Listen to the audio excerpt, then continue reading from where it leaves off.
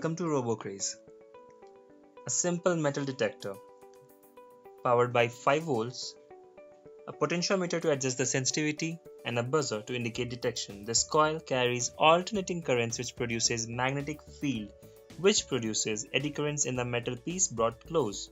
The magnetic field produced in the metal piece disturbs our magnetic field and hence the detection. So here we are powering it with Arduino. We connect the power connection and take it across a coin. Then a pair of tweezers, and for something non-metallic, a spare wheel from our DIY kit. So yes, that is a metal detector, guys. Thank you.